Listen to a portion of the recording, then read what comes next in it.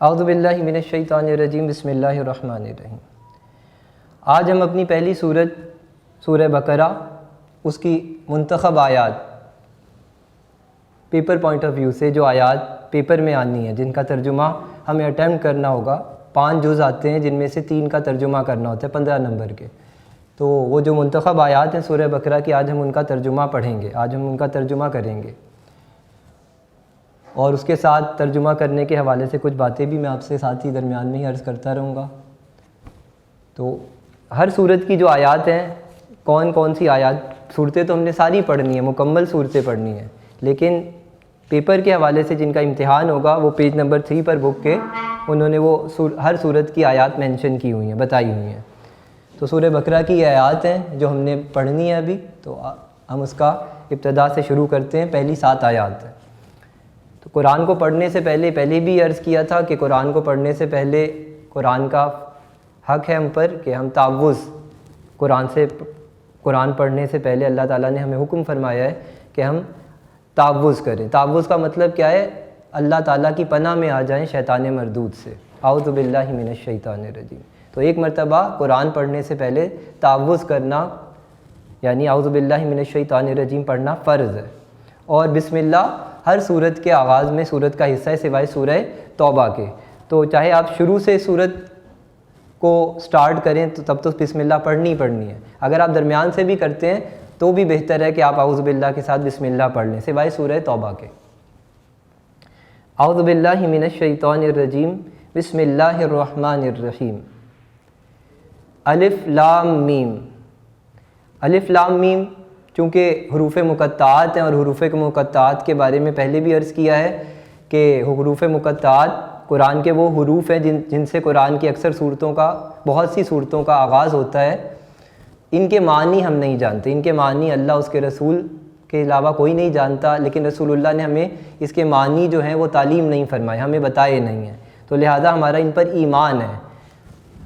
تو اس کا ترجمہ ہم الف لام میم کا ترجمہ الف لام میم ہی کرتے ہیں۔ بعض بچے اس کا ترجمہ چھوڑ دیتے ہیں، وہ ڈائریکٹ اگلی آیت سے شروع کر دیتے ہیں۔ تو اگر آپ اس کا ترجمہ نہیں کریں گے، یعنی الف لام میم کا ترجمہ الف لام میم ہی ہوگا، لیکن اگر آپ اس کو نہیں لکھیں گے تو آپ کے نمبر کٹ جائیں گے۔ الف لام میم الف لام میم۔ ذالک الکتاب لا ریب فیہ۔ ذالک الکتاب، یہ وہ کتاب ہے یعنی قرآن مجید، لا ریبہ، نہیں ہے کسی قسم کا کوئی شک، فیہ، اس میں، اس کتاب کے اندر، ہدن، یہ ہدایت ہے۔ اس کتاب کا موضوع کیا ہے؟ یہ کوئی میتھ کی کتاب نہیں ہے، یہ کوئی فزکس کی کتاب نہیں ہے، کوئی سائنس کی کتاب نہیں ہے، یہ کوئی دم درود کی بس کتاب نہیں ہے، یہ صرف کوئی برکت حاصل کرنے کی کتاب نہیں ہے، اگرچہ یہ سب فوائد اس سے حاصل ہوتے ہیں، لیکن اصل میں اس کتاب کا موضوع کیا ہے؟ یہ کتاب ہدایت ہے۔ ہدن، یہ ہدایت ہے، اور کن کے لیے ہے؟ للمتقین، متقیوں کے لیے۔ اگرچہ قرآن دوسری جگہ اللہ تعالیٰ فرماتے ہیں کہ قرآن سب کے لیے ہدایت ہے، تمام انسانیت کے لیے ہدایت ہے، لیکن یہاں اللہ تعالیٰ فرما رہے ہیں کہ قرآن متقین کے لیے ہدایت ہے۔ مطلب کیا ہے؟ اس ہدایت تو یہ سب کے لیے ہے، لیکن اس سے ہدایت حاصل کون کرے گا؟ وہ ہوں گے متقین۔ جیسے استاد کلاس میں سب کو پڑھاتا ہے، لیکن استاد سے پڑھتا کون ہے؟ استاد سے فائدہ کون حاصل کرتا ہے؟ جو اپنے وقت کا صحیح استعمال کرتا ہے، جو استاد کی بات غور سے سنتا ہے، توجہ کے ساتھ سنتا ہے، جو اپنا وقت ضائع نہیں کرتا۔ اسی طرح ہدایت یہ تمام انسانیت کے لیے، لیکن اس سے ہدایت حاصل کون کریں گے؟ وہی جو متقین ہوں گے، جن کے اندر کوئی خدا خوفی ہوگی، جو حق کے طلبگار ہوں گے۔ پہلے بھی ترجمے کے حوالے سے میں نے ایک لیکچر میں آپ کو بتایا تھا کہ ترجمہ کرتے وقت ایک بات ذہن میں رکھنی چاہیے، ہم اشاروں سے ترجمے کو ہم سمجھ سکتے ہیں۔ آیت میں ہم کچھ اشاروں کو مد نظر رکھیں تو ہمیں پتہ چل جائے گا اس آیت کا کیا ترجمہ ہے، اگر ہم نے اس کا ایک بار مرتبہ ترجمہ پہلے پڑھ رکھا ہے۔ اور جیسے پہلے بھی یہ بات عرض کی کہ قرآن کے اندر بہت سے الفاظ اردو کے ہیں، تو آپ اس میں دیکھیں بہت سے الفاظ اردو کے آگے، کتاب اردو میں ہم بھی بولتے ہیں، کتاب کو کتاب ہی کہتے ہیں۔ لا ریب نام بھی ہے، لا ریب بھی ہم کہتے ہیں، اس بات میں لا ریب ہے یہ بات، یعنی اس میں کوئی شک نہیں۔ ہدا بھی ہمارے ہاں نام ہوتا ہے، ہدایت کو کہتے ہیں۔ متقین کا لفظ بھی ہم اردو میں بولتے ہیں کہ بہت متقی انسان ہے، یعنی بہت پرہیزگار، گناہوں سے بچنے والے، خدا خوفی رکھنے والے۔ اب آگے ان متقین کی صفات بیان ہو رہی ہیں۔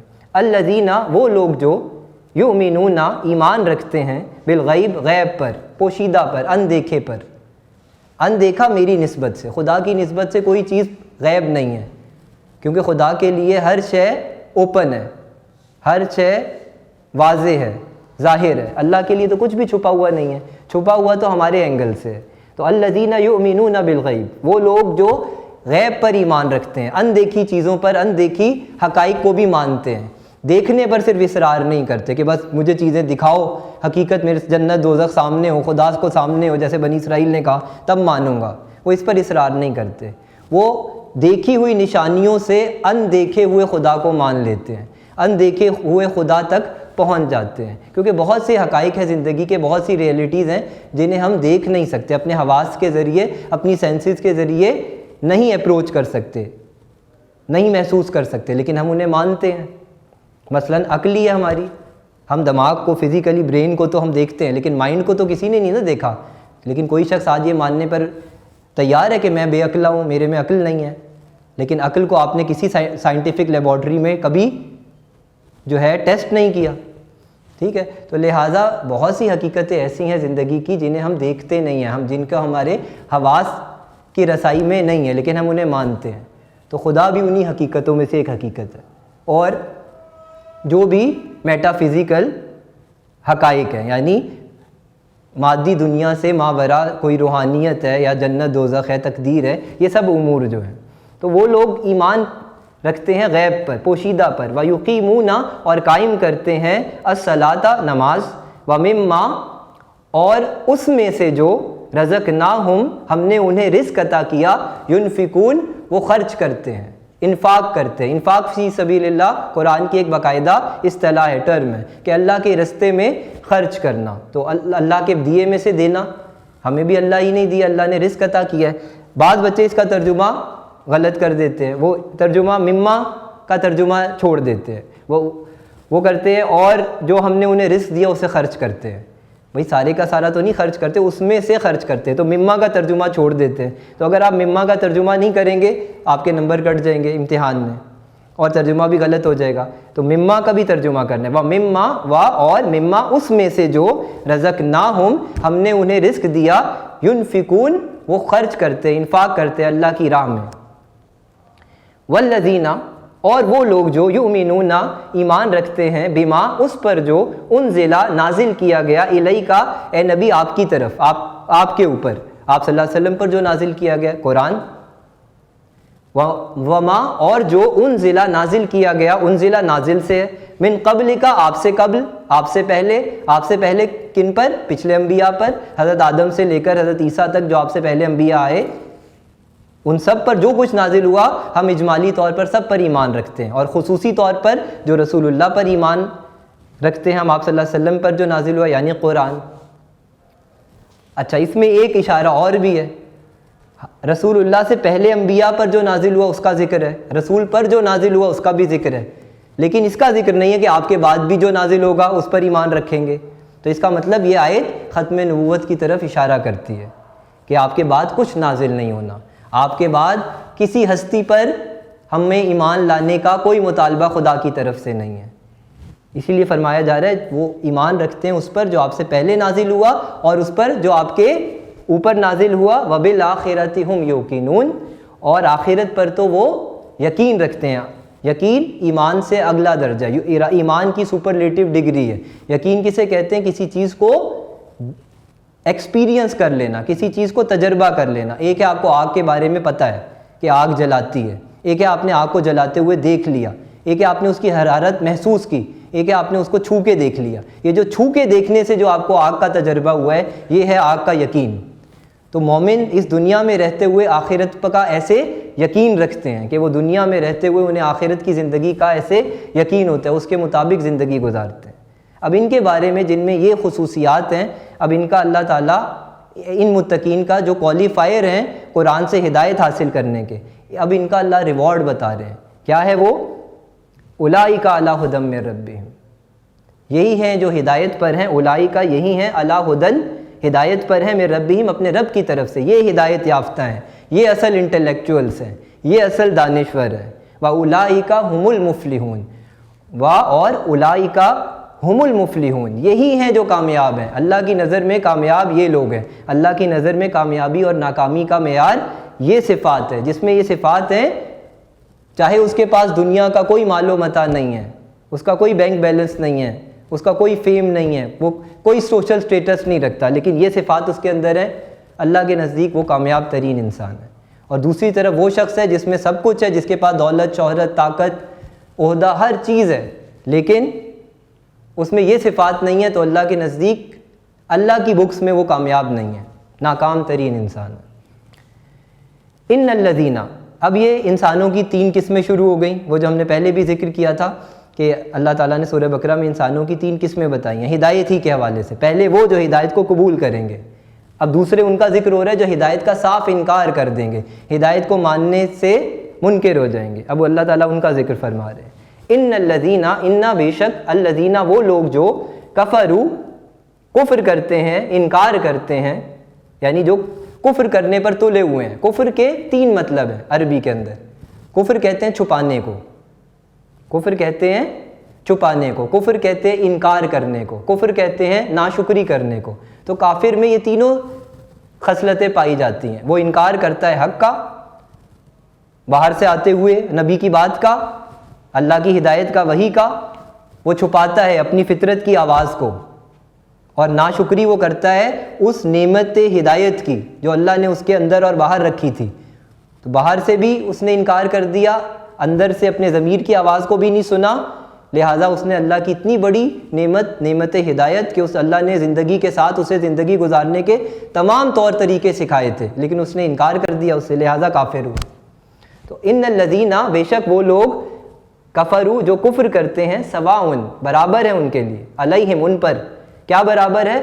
انذرتہم، کہ آپ انہیں ڈرائیں، خبردار کریں ان کے انجام سے، یا لم تنذرہم، آپ ان کی بالکل فکر چھوڑ دیں، آپ ان کو بالکل خبردار نہ کریں، بالکل نہ ڈرائیں، بالکل آگاہ نہ کریں۔ لا یؤمنون، وہ ایمان لانے والے نہیں ہیں، کیونکہ وہ ایمان لانا ہی نہیں چاہتے۔ آدمی وہی کرتا ہے جو وہ چاہتا ہے، آدمی اپنے ارادے کے تابع ہوتا ہے، تو ان کی ایمان لانے کا ارادہ ہی نہیں ہے، تو لہٰذا ایمان نہیں لائیں گے۔ چاہے آپ انہیں سورج دکھا دیں، وہ آنکھیں بند کر کے کہیں گے کہ اندھیرا ہے، سورج نظر نہیں آ رہا، تو دیکھنا ہے سورج کو تو آنکھیں کھولنی پڑیں گی۔ تو یہ ایمان نہ لانے کا ارادہ، فیصلہ کر چکے، لہٰذا ایمان نہیں لائیں گے، آپ کی نصیحت انہیں کسی کام نہیں آئے گی۔ اور پیچھے وجہ کیا ہے؟ وہ وجہ آگے بیان کی جا رہی ہے۔ ختم اللہ، مہر کر دی اللہ نے، علی قلوبہم، ان کے دلوں پر، وعلی سمعہم، اور ان کے کانوں پر، وعلی ابصارہم، اور ان کی آنکھوں پر، غشاوۃ، پردے پڑے ہوئے ہیں۔ اللہ نے ان کی دلوں پر مہر لگا دی۔ مہر لگنے کا، مہر لگنا یہ آخری آپشن ہے، یہ اللہ کا آخری فیصلہ ہے۔ اللہ بندے کو بہت سی مہلتیں دیتا ہے۔ رسول اللہ بھی 100 سے زیادہ مرتبہ ابو جہل کے دروازے پر گئے ہیں اسے دین کی دعوت دینے، لیکن ایک وقت آتا ہے کہ جب واضح ہو جاتا ہے کہ اب یہ ایمان نہیں لائیں گے۔ جیسے قرآن میں اللہ نے سورہ حضرت عیسیٰ کے بارے میں کہا، جب حضرت عیسیٰ نے محسوس کر لیا بنی اسرائیل کے اندر کفر، تو پھر انہوں نے اللہ سے مدد طلب کی۔ اسی طرح نوح کے بارے میں کہتا ہے، اللہ تعالیٰ فرماتے ہیں۔ تو یہ وہ سٹیج ہے جب آدمی کے لیے نو وے ریٹرن ہوتا ہے، اس کے دل پر مہر لگ جاتی ہے، اس کی بدعمالیوں میں وہ بڑھتا جاتا ہے، اللہ سے سرکشی میں، اللہ اسے ڈھیل دے رہا ہوتا ہے، لیکن وہ اس ڈھیل کو مہلت نہیں سمجھ رہا ہوتا، وہ سمجھ رہا ہوتا ہے اس پر کوئی چیک اینڈ بیلنس ہی نہیں ہے، اس کی کوئی اکاؤنٹیبلٹی نہیں ہونی۔ پھر اللہ ایک بار ایسے پکڑتا ہے کہ پھر لوٹنے کا کوئی رستہ نہیں ہوتا۔ تو یہ ہے وہ مہر لگ جانا۔ تو اللہ نے ان کے دلوں پر مہر کر دی ہے، یعنی اب ان کے دلوں سے کفر نہیں نکلے گا، ایمان داخل نہیں ہوگا، ان کے اندر کوئی خیر کی بات اندر نہیں جائے گی ان کے دلوں میں، اور ان کے دلوں کا گند باہر نہیں آئے گا۔ وعلی سمعہم، اور ان کے کانوں پر بھی اللہ نے مہر کر دی ہے، یعنی یہ کبھی حق کی بات پر کان نہیں دھریں گے۔ ان کے دل محروم ہو گئے ہیں حق کی قبولیت کی صلاحیت سے، یہ کبھی حق کو ایڈمٹ نہیں کریں گے، ان کے کان کبھی حق کی بات پر کان نہیں دھریں گے، کبھی اسے نہیں سنیں گے۔ وعلی ابصارہم غشاوہ، اور ان کی آنکھوں پر پردے پڑے ہوئے ہیں، غفلت کے، معصیت کے، اللہ کی نافرمانیوں کے، دبیز پردے، بہت گہرے پردے، انہیں حق سامنے نظر نہیں آتا۔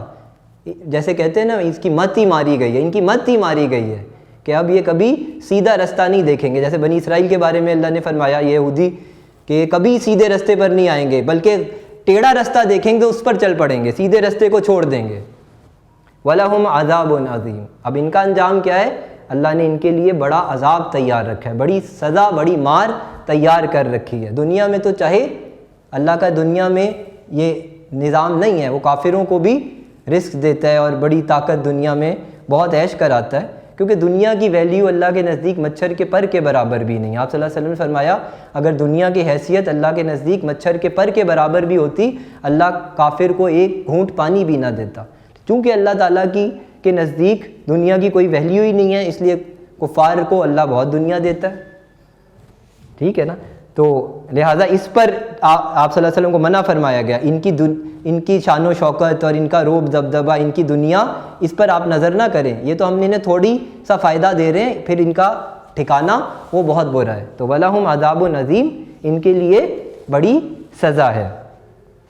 تو یہ ہم پہلی 7 آیات ہیں جن کا میں نے آپ کے سامنے ترجمہ اور ایک مختصر سی تشریح بیان کی ہے. اب ہم آتے ہیں سورہ بقرہ کی اور پورے قرآن کی جو سردار آیت ہے, اور آیت الکرسی قرآن مجید کی سب سے فضیلت والی آیت. اچھا, اس میں بعض بچے غلطی کرتے ہیں, سوال پوچھا جاتا ہے کہ قرآن کی سب سے طویل آیت کون سی ہے, وہ لکھ دیتے ہیں سورہ آیت الکرسی. قرآن کی سب سے طویل آیت آیت الکرسی نہیں, آیت دین ہے, وہ بھی سورہ بقرہ میں ہی ہے, لیکن وہ طویل آیت ہے. فضیلت والی آیت آیت الکرسی ہے. تو ایم سی کیوز میں اس طرح آتا ہے کہ قرآن کی سب سے فضیلت والی آیت کون سی, اور اس میں ساری آپشن ہوتی ہے, تو بچے غلط آپشن پہ مارک کر دیتے ہیں. تو سب سے فضیلت والی آیت آیت الکرسی ہے, اور سب سے طویل آیت آیت دین ہے, وہ قرض والی جو آیت ہے.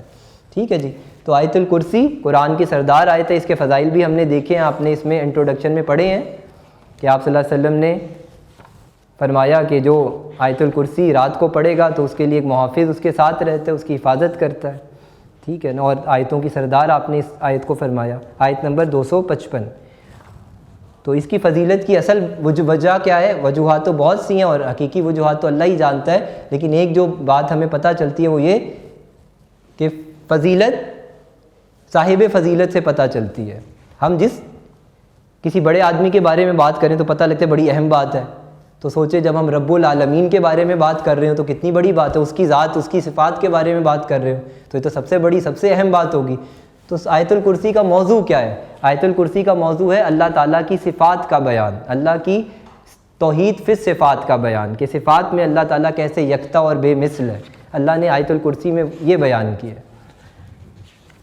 تو اس کو شروع کرتے ہیں. اعوذ باللہ من الشیطان الرجیم, بسم اللہ الرحمن الرحیم. اور آپ صلی اللہ علیہ وسلم کا معمول تھا ہر فرض نماز کے بعد آپ نے فرمایا جو آیت الکرسی پڑھے گا ہر فرض نماز کے بعد, اس کے اور جنت کے درمیان صرف موت, اس کی موت فاصلہ ہے. یعنی یہاں سے اس کی آنکھیں بند ہوئیں اور وہاں جنت میں اس کی آنکھیں کھولیں گی, جو ہر فرض نماز کے بعد آیت الکرسی کو اپنا معمول بنائے گا.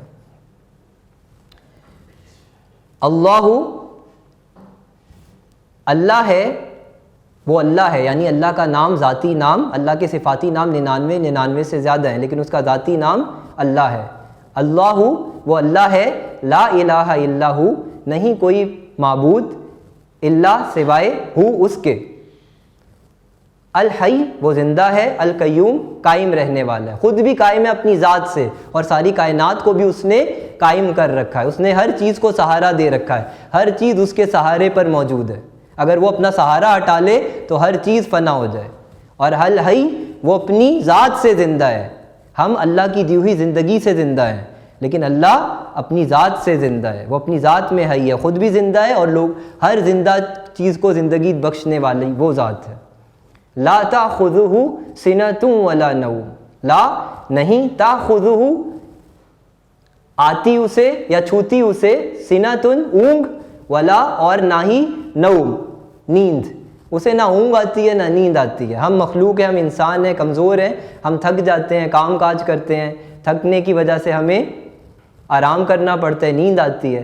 اللہ کو تھکن بھی محسوس نہیں ہوتی. وہ کہتے ہیں وَلَقَدْ خَلَقْنَا السَّمَاوَاتِ وَالْأَرْضَ فِي سِتَّةِ أَيَّامٍ, ہم نے 6 دنوں میں زمین آسمان پیدا کیے. وَمَا مَسَّنَا مِن لُغُوبٍ, اور ہمیں تھکن نے چھوا بھی نہیں. تو جب تھکا ہی نہیں تو آرام اور اونگنا کیسا اور سونا کیسا؟ تو اسے نہ اونگ آتی ہے نہ اسے نیند آتی ہے. لہو اسی کا ہے, ماں جو فی السماوات آسمانوں میں ہے, وما اور جو فی الارض زمینوں میں ہے. عربی کے اندر زمین کی جمع بھی زمین ہی ہے، یعنی ارض واحد بھی استعمال ہوتا ہے اور جمع بھی استعمال ہوتا ہے، تو اسی لیے اس کا ترجمہ کیا جاتا ہے اسی کا ہے جو کچھ آسمانوں اور زمینوں میں ہے. یعنی زمینوں اور آسمان میں جو کچھ بھی ہے اللہ کی ملکیت ہے، حقیقی مالک اللہ ہے. ہر چیز کا اصل اونرشپ اللہ کے پاس ہے. ہم تو عارضی مالک ہیں، آج ہیں کل نہیں ہیں. جیسے وہ ایک شخص کو کسی نے کہا نا یہ کھیت تمہارے ہیں، تو اس نے کہا میری باری ہے. تو اس نے کہا کیا مطلب تمہاری باری ہے؟ اس نے کہا یہ میرے دادا کے تھے، تو میرا دادا تو چلا گیا، مر گیا، کھیت یہیں رہے. پھر میرے والد کے ہو گئے یہ کھیت، پھر میرا والد بھی مر گیا اور یہ کھیت ادھر ہی ہیں، تو اب میرے ہو گئے ہیں کھیت. تو اب مجھے سمجھ آئیے یہ کسی کے بھی نہیں ہیں، باریاں لگی ہوئی ہیں ہماری. تو یہی مطلب ہے کہ یہاں کسی کا کچھ بھی نہیں ہے. وی اون نتھنگ، ہم کچھ اون نہیں کرتے، ہماری کوئی ملکیت نہیں ہے. حقیقی ملکیت اللہ تعالیٰ کی ہے، اسی کا ہے جو کچھ آسمان و زمین میں ہے، ہم بھی اسی کے ہیں، کائنات بھی اسی کی ہے. من ذا الذی، من کون ہے، ذا الذی وہ کہ جو، یشفع سفارش کرے، عندہ اس کے روبرو، الا مگر باذنہ اسی کے اذن سے، اسی کی اجازت سے. یعنی وہ کوئی ہم صوبے کا کوئی MNA MP تھوڑی ہے کہ کوئی بھی سفارش کر دے اور وہ کوئی بھی کسی بھی وداؤٹ میرٹ یا میرٹ پر آپ کی سفارش قبول کر کے وہ چیز آپ کو جس کے آپ حقدار نہیں ہیں دے دے. ایسا نہیں ہے. اللہ کے آگے انبیاء بھی کلام نہیں کریں گے جب تک اللہ اجازت نہیں دے گا. ٹھیک ہے نا. تو اس پر کیونکہ ہمارے ہاں سفارش کی جاتی ہے پریشر ڈال کر، جس سے سفارش کی جا رہی ہے اس پر کوئی زور زبردستی، کوئی پریشر ڈلوا کر. تو اللہ سے کوئی ایسی سفارش نہیں کر سکتا کہ اس سے زور زبردستی سے اپنی کوئی بات منوا سکے، سوائے اس کے کہ اللہ ہی کسی سے راضی ہو اور اسے اجازت دے کہ سفارش کریں. جیسے رسول اللہ صلی اللہ علیہ وسلم، ہمارا ایمان ہے قیامت کے دن تمام امت کی سفارش کریں گے، تمام اہل ایمان کی، لیکن وہ سفارش اللہ ہی کی اجازت سے کریں گے اور کئی سال سجدے میں رہنے کے بعد کریں گے اور اللہ کی حمد بیان کرنے کے بعد کریں گے.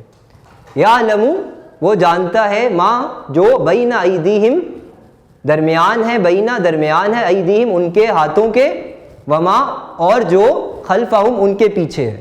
یعنی جو ان کے ہاتھوں کے درمیان ہے یعنی جو ان کے سامنے ہے، اور وما خلفہم جو ان کے پیچھے ہے یعنی جو گزر چکا. یعنی وہ ان کے حال و مستقبل سے بھی واقف ہے اور ان کے ماضی سے بھی واقف ہے. ان کے سامنے کے حالات سے بھی واقف ہے جو ان پر ظاہر ہیں، اور جو ان سے پوشیدہ ہیں ان حالات سے بھی وہ واقف ہے. ولا اور نہیں، یحیطون وہ احاطہ کر سکتے، بشیء کسی بھی چیز کا، من علمہ اس کے علم میں سے.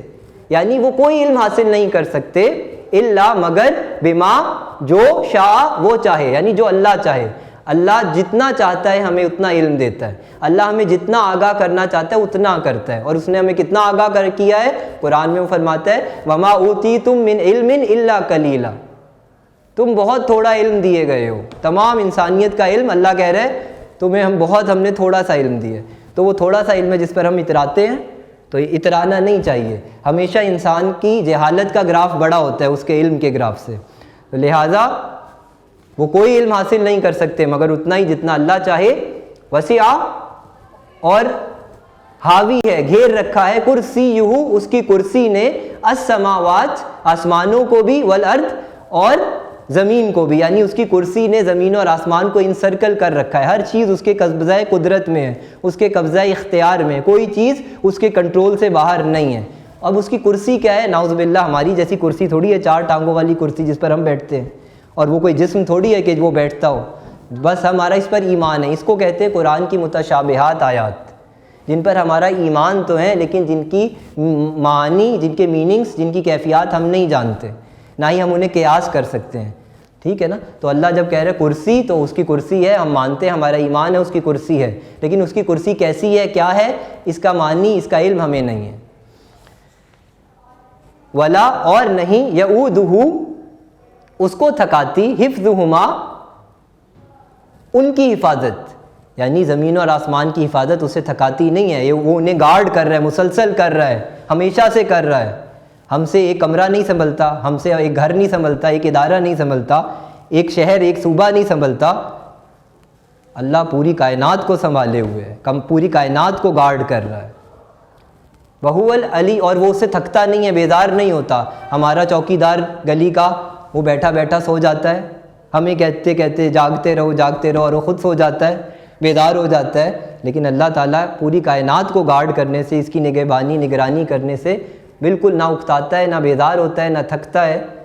وہو العلی العظیم، وہوا، اور وہ العلی، بہت ہی بلند و بالا ہے، اور ہر کسی کو بلندی عطا کرنے والا ہے، ساری بلندیاں اسی کی عطا کردہ ہیں.